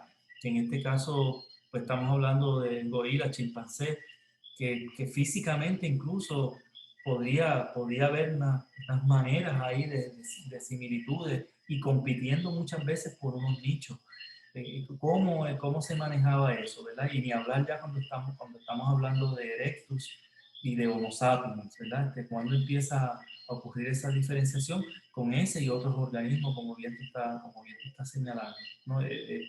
Pregunta sobre la cual me declaro que debo buscar, es importante, porque creo que eso, a nivel del concepto de conciencia, me parece que es una pregunta muy válida e importante, que sé que no te contesto en lo absoluto con precisión, pero que ciertamente amerita explorarse, sin duda alguna. Digo, y no sé si eso en alguna forma, al menos, eleva la importancia del tema, Antonio. Yo te envío un email y el comentario, la respuesta es que eso que tú dices a lo mejor lo podemos hacer juntos, pero vamos a ver el grado de complicación de cada cual. Ciertamente. Muy bien. Carmen, creo que a mí me queda como que bien poquito. No tenemos ni que por qué acabarlo. Sí, queda bastante poquito. Quedan como 5 minutos. Sí, yo creo que sí. En realidad, digo, si quieren en una próxima vez podemos ver lo que falta, pero básicamente las demás transparencias que yo coloqué es un poco resumiendo el comportamiento humano y demás, como te digo, relacionado con registros fósiles arqueológicos y podríamos o verlo en una próxima vez si es que quieren que hagamos eso. Nada, como ustedes quieran, porque no quiero como apresurarlo y pasar las 5 o 6 ahí y pensar como que no tienen importancia y tal vez haya preguntas. Sé que también hemos conversado, pero no ha habido espacio para que dijéramos que podemos continuar hablando. Henry, ayúdame en esto, y Carmen y Víctor. Carmen, quizás puedes seguir todavía unos 5 minutos adicionales o hasta 10 minutos, quizás, porque faltan, en mi reloj yo tengo 15 minutos para las 10. Carmen, no sé cuál es la situación en términos de cuánto tiempo te tomaría, por lo menos redondear lo que has dado o ampliar algunas cositas. Para mí todavía quedan 15, para mí en mi caso tengo 15 minutos, déjame cotejar el teléfono, a ver. No, yo puedo continuar un ratito y además, como les digo, puedo hacer una síntesis de las transparencias que faltan, que fundamentalmente tienen que ver mucho con las características humanas, ¿verdad? Por ejemplo, en el caso de Homo sapiens, de Neandertales, pues hablamos de los comportamientos simbólicos, y en el caso, los cambios mayores que ha habido en el desarrollo de la especie humana como presente, eso ahí también lo hemos discutido, ¿no? Que es la concentración inicial de herramientas que desarrolló el ser humano, es decir, se caracterizó mucho, nosotros nos caracterizamos por la construcción de herramientas. Eso es bien importante porque no solamente manipulamos, sino por otro asunto vital, y es que nosotros proyectábamos hacia el futuro. Y eso empieza a pasar con habilis hace cerca de 2 millones de años, y eso sí es importante, que yo diga, yo construyo esto y me lo llevo porque me puede hacer falta. Eso es un nivel de complejidad de pensamiento bien alto, bien alto, porque estamos hablando de que tú estás pensando en un tiempo que todavía no existe. Estás pensando en eso que nosotros llamamos futuro, que es una cosa fascinante, ¿verdad? Que nosotros pensemos en lo que puede pasar. Eso es extraordinariamente humano, ¿verdad? En ese sentido. ¿Cómo uno podría, por los restos y de los aparatos, poder dar ese salto inferencial en nuestro pensamiento para decir que ya ellos podían proyectar hacia el futuro?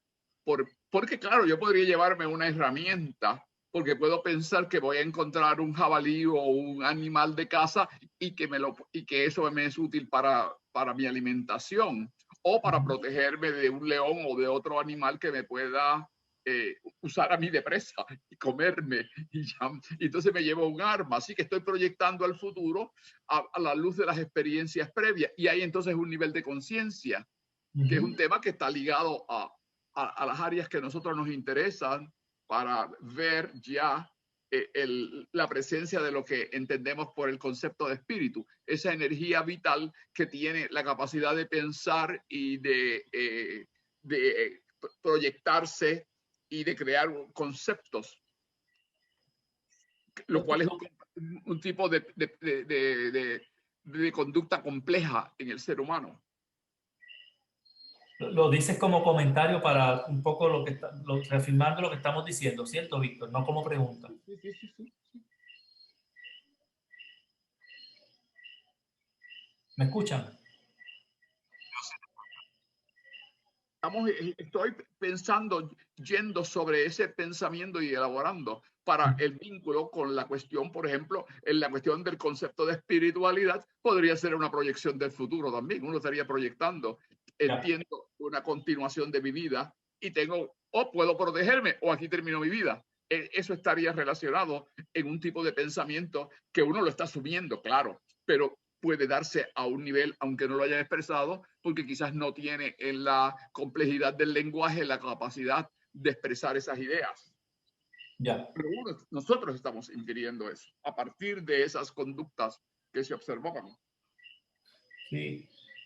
No, de acuerdo, Víctor. Estoy un poco, como ya dijimos, que es como una síntesis de lo que hablamos de Erectus, ¿no? De esa capacidad que se acercaba más a lo humano. Y en el caso de Sapiens, que es la última partecita que ven en esa transparencia, pues nuestra capacidad sí de dispersión, de migración, de comportamiento simbólico, crear redes sociales, la comunicación, movernos a largas distancias, la complejidad social, que ya ahí estamos hablando del Homo sapiens de hace unos 200.000 años, un poquitito más, un poquitito menos por ahí, ¿no? Esta próxima es un resumen de algo que también ya hemos hablado, de cuándo es que se desarrolla lo que se conocen como las distintas industrias, los distintos desarrollos de herramientas, que comenzó hace 2 millones de años con unas herramientas bien rústicas, con nombres particulares por los lugares donde se encontraron estas evidencias de herramientas, Olduvai, pues Olduvaiense, esta región en África, ¿no? La industria achalense, ¿verdad? En el Erectus, y ya en el caso del Sapiens, ¿verdad? Pues unas construcciones mucho más sofisticadas de entre 40.000 y 10.000 años que corresponde a las tecnologías que son típicamente ya humanas por su complejidad, ¿no? Pero estas construcciones de herramientas datan de hace unos 2 millones de años. Creo que ese es el dato que me parece a mí que es importante en términos de conectar dónde estamos nosotros en esa evolución de construcción de herramientas y desarrollo de instrumentos, ¿no? Las prácticas, como dijimos anteriormente, Erectus maneja el fuego desde hace 1,5 millones de años. Heidelbergensis, se hay evidencia de que asistían a los adultos de mayor edad. Se han encontrado fósiles de esta especie de homo de más de 0,5 millón de años que parece ser que ya tenían la costumbre de cuidar a sus mayores. Lo cual es un asunto importante en términos de estructura social, de conciencia, de cómo yo veo al otro, ¿no? Y en el caso de Neandertal, pues la complejidad es enorme, es muy parecido a nosotros. Aquí está, Henry, algunos datos del uso de plumas de algunas aves. Usualmente se ha encontrado que son solamente negras, el uso de construcción de prendas, prácticas funerarias bien claras. O sea, Neandertal tenían un comportamiento muy similar a nosotros culturalmente hablando. No se limitaba solamente a las rocas, sino que tenían industria textil también, ¿verdad? Y nada, creo que en verdad hasta ahí era la cosa. Carmen, estábamos justo, creo que hemos hecho una síntesis, pero Fíjate, no sí. nada. Quiero terminar con, nada, un minuto nada más. Estos son dos pinturas, dos dibujos de un libro extraordinario, de un arqueólogo extraordinario, Coppens, que lo hemos citado bastante nosotros, por lo menos yo en algunas otras ocasiones, que escribió un libro de la historia de la evolución humana para niños. Es un libro ilustrado. Es una cosa bellísima. Yo le puedo enviar la ficha luego a través de Víctor. Esta versión que tengo es en español. El texto ganó varios premios y tiene ilustraciones como esta, bellas, ¿verdad? Y es un libro hecho para un poco la historia evolutiva humana e ilustrada. Una cosa, pues, nada, como Coppens podría hacerlo. Entre las cosas que nos dice Coppens en este trabajo del 2010 es que cualquiera que sea el color de su piel, para lo que estábamos hablando ahorita de los distintos colores de piel, la estatura, o sea, nuestra estatura, la forma de sus ojos, todos los hombres, seres humanos, saben que pueblan nuestra tierra, pertenecen a la especie única, Homo sapiens, que salió del género único Homo, nacido en África hace cerca de 3 millones de años. Nada, creo que con eso terminamos un poquito ahí, o damos un poco de resumen de esa historia que no termina, que levanta muchas preguntas, como por las cosas que trabajó hoy Antonio, por las preguntas que ustedes han hecho. Nada, creo que con eso un poco terminamos la noche, Carmen y Víctor y Henry, y yo pues sé que seguiremos haciendo cosas, pero un poco en una medio cierre que estamos teniendo hoy aquí, que no quiero yo pensar que sea el cierre de este tema incluso. Agradecerles mucho a todos que hayamos estado un ratito, que me disculpen lo mucho que he hablado, pero como nadie más quería hablar, pues yo aprovecho y hablo mucho. Así que muchas gracias. Mira, gracias José. Me gusta mucho la ficha del libro ese. Está bueno para adquirirlo para nuestros hijos, hijas, nietos, sobrinos, familia. Yo me tomé la iniciativa de buscar en el libro Tratado de Historia de las Religiones, de Milceliade, que es un experto, es un estudioso sobre la historia de las religiones. Y encontré esta cita que me gustaría compartir para que la tomemos en cuenta para el futuro de otras clases, porque es como que un poco me responde la pregunta que yo siempre he estado haciéndote a lo largo de las clases. Entonces, él estudia aquí, una de las cosas que estudia es lo sagrado y lo profano. Y ahí comienza con la historia de las religiones, hablando y diferenciando esos dos conceptos. Pero al final, en las conclusiones, mira lo que encontré que dice Milceliade. Todo lo que se produce en la vida del hombre, claro, entendemos que es del ser humano, incluso en su vida material, tiene también su resonancia en su experiencia religiosa. El descubrimiento de las técnicas de la caza con Z, de la agricultura, del metal, etcétera, no solo modificó la vida material del hombre, ser humano, además fecundó y tal vez en una medida más considerable la espiritualidad humana. Así, la agricultura permitió toda una serie de revelaciones que no podían producirse en las sociedades preagrícolas. Y así continúa, ¿verdad? No quiero extenderme, pero me parece interesante el vínculo que él hace entre lo material y lo espiritual. Que lo espiritual también evolucionó según fue evolucionando el ser humano. Así que eso lo tiro ahí y lo seguimos.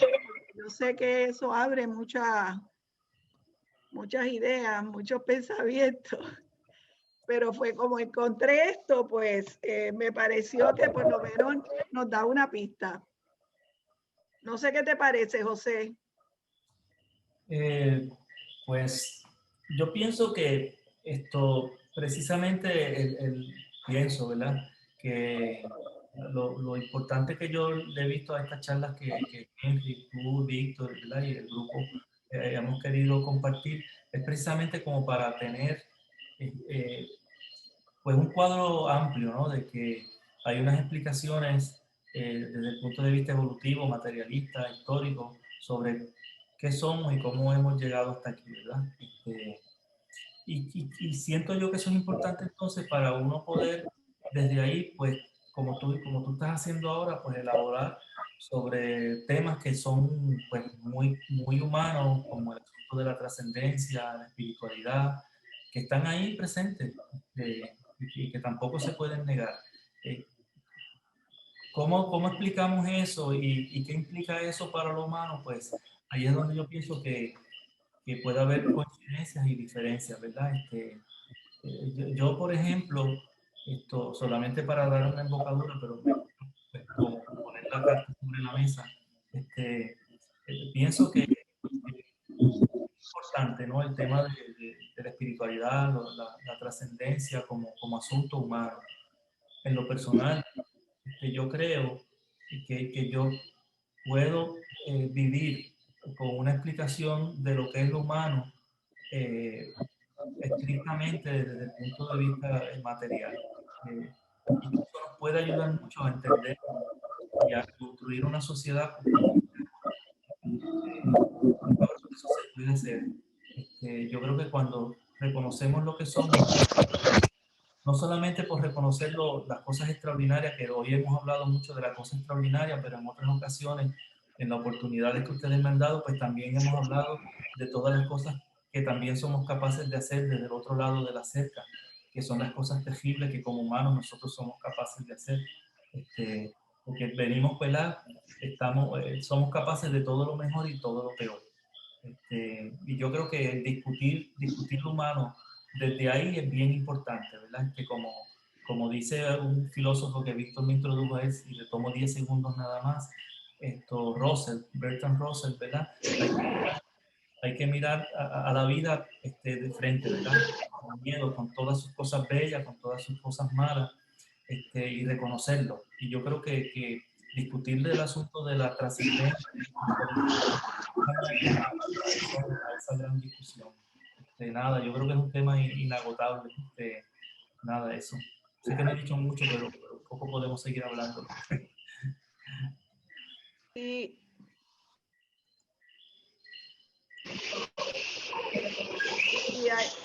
hay alguien que tiene el micrófono encendido, creo que es Jaime. Gracias José Sotosonera. Víctor, si quieres terminar la clase, ya son las 10. Son las 10, tengo que terminar antes de que Zoom me cierre el tiempo, pero yo creo que Zoom hoy me va a dar un ratito más, me lo sospecho.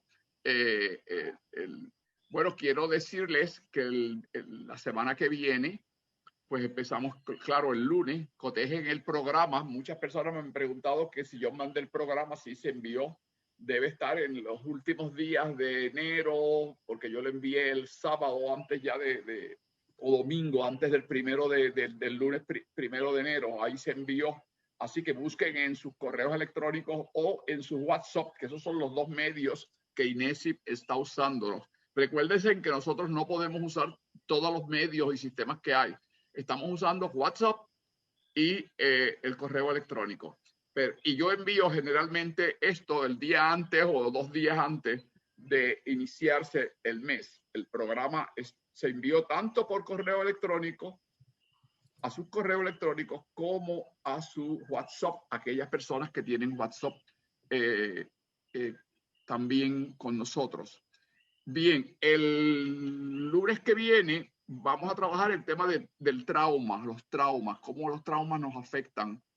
Y quizás estaremos ahí vinculando algo con la situación que estamos viviendo por la pandemia. Yo sé que el tema no es del agrado de todo el mundo, pero para muchas personas se traumatizan y hay traumas. Así que, dada esa situación, decidí poner esta presentación del lunes de trauma para que podamos dialogar sobre ese tema y tener una relación sobre cómo poder quizás manejar y poder ayudar a aquellas personas que estén sufriendo trauma y han sufrido por la situación, muertes en las familias y otras situaciones que se han dado. Y que debemos estar preparados para poder atender y poder dar la mano y dar ayuda a personas que se afecten. Eso en términos de la programación del lunes. Y el jueves de la semana que viene sería el tema es la mediunidad en los niños, es la segunda parte. Y ahí vamos a tener a Edgardo Pagana Anes, que estará continuando el tema de la mediunidad, las capacidades psíquicas en los niños. Así que la semana que viene tenemos uno en la parte psicológica nuestra, el manejo y ayuda a personas, y el otro, la cuestión con los niños, que vamos a continuar. Quiero recordarles que ya empezamos el mes de febrero. Yo sé que a mí no me gusta tratar el tema económico, pero tengo que hacerlo porque tenemos unas responsabilidades económicas con Zoom, con el local de INESIP y con todas esas cosas. Y yo me excuso siempre porque me parezco a los sacerdotes o los reverendos que piden el óvulo. No es el óvulo, es el óvulo para poder mantener la iglesia. En este caso es todas las facilidades que tenemos en Río Piedra, el parking, la luz, el agua y todas esas cosas. Tenemos que pagarlas. Y las personas que se han comprometido, estoy hablando ahora principalmente a los miembros de Puerto Rico, a los miembros afiliados y a los miembros estudiantes. Hay algunos que ya hicieron los pagos correspondientes y le doy las gracias. Las personas que hicieron los pagos lo saben, les estoy dando las gracias por eso. Las personas que todavía no nos han dado la participación del mes de enero, ya cerró enero y voy a estar pagando el mes de enero así que esas personas que son miembros afiliados en INESIP, no estoy hablando de los estudiantes, que es otra categoría, los miembros afiliados de INESIP que tienen un compromiso del mantenimiento del local y de los gastos de operación, pues le agradezco que se comuniquen conmigo. A algunos quizás se les olvida cómo están los pagos y cómo están el calendario, y yo les clarifico eso si tienen alguna duda. Los que saben, pues entonces, pues tenemos el método del correo o a la dirección de nuestro correo y a través de ATH móvil para enviarnos esos pagos. Las donaciones pues siempre están bienvenidas, pero eso ya es una cuestión voluntaria a las personas que interesan hacer esas donaciones. Pero los miembros es una cuestión ya de un compromiso formal para terminarlo. Yo les doy las gracias y les agradezco mucho el apoyo que nos dan a INESIP. El próximo domingo, segundo domingo, tenemos una actividad presencial en el programa. Vamos a estar discutiendo espiritismo, política y sociedad. Un tema de interés y un tema candente a veces por el vínculo de la espiritualidad con las cuestiones políticas, sociales en nuestra vida, y máxime nosotros como seres evolutivos que hemos desarrollado un concepto de espiritualidad y cómo eso se relaciona con la sociedad, con la política y con otras relaciones. Esos son los temas para la próxima semana. Les agradezco a todos, a todas, estar compartiendo esta noche. Le agradezco a Charisa, la estudiante que se unió hoy al grupo de estudios de INESIP. Le damos las gracias. Ha estado ahí toda la noche muy bien centrada en la temática. Así que le agradecemos y le damos otra vez la bienvenida a los que no la conocen. Se inicia hoy como estudiante en el programa de INESIP y esperamos que le gusten nuestros temas y que mire bien el programa, que si tiene dudas, al igual que las otras personas, no es esto solamente con Charisa, pero las otras personas también, si tienen alguna duda con el programa y qué va a atenderse, qué temas se van a atender, me pueden llamar, me pueden enviar una nota y yo gustosamente les contesto. Henry, ¿quieres tú algo decir y añadir para despedir el grupo de Recife de Grupo de Estudios de Ciencia, Filosofía y Espiritualidad. Antes de cerrar, parece que Jesús nos está dejando unos minutitos, aprovechalo. Bueno, sí, pues yo quiero dar las gracias a todos los que estuvieron presentes hoy. A Fernando también, que trajo buena colaboración, con Antonio también. Yo creo que el tema fue sumamente interesante. Le agradezco mucho a José por su presentación. Y nos estaremos viendo el mes que viene. Muchas gracias y buenas noches. Buenas noches entonces a todos, a todas nuevamente. Despídanse y se comunican con una comunicación. Buenas noches. Mañana llamaré a Tomasa para planificar una actividad y una conversación y unas consultas que debo hacerle por la mañana después de las 9. Si no la llamo tempranito, que antes de que ella se vaya, pues me da una llamadita a mí, gustosamente. Acuérdense que mi teléfono a veces se dificulta por la comunicación donde vivo y hay a veces que intentar más de una vez, pero si yo lo veo, les contesto. Gracias muchas a todos, a todas por estar con nosotros y les agradezco su presencia y su participación activa en esta noche. Buenas noches a todos nuevamente y que duerman mucho, felizmente y sin traumas y sin dolores y que piensen en un Neandertal como éramos allá en esa época y como somos ahora. ¿Está bien? Profesor, yo estaba interesada en un artículo de la revista Nature que estaba en la presentación, que era en el slide de las prácticas culturales. A ver si usted me puede hacer llegar después el enlace. Bueno, yo tan pronto José me envíe la presentación y la bibliografía, yo gustosamente la podré hacer accesible para ti, porque ese es otro de los derechos que tienes como estudiante. O sea, cuando recibas la hoja informativa de los beneficios de ser estudiante y las responsabilidades también, pues entonces ahí verás que uno de los beneficios de ser estudiante es recibir, y nosotros damos las bibliografías y damos algunas de las presentaciones, aquellas que los autores nos autorizan a darlas.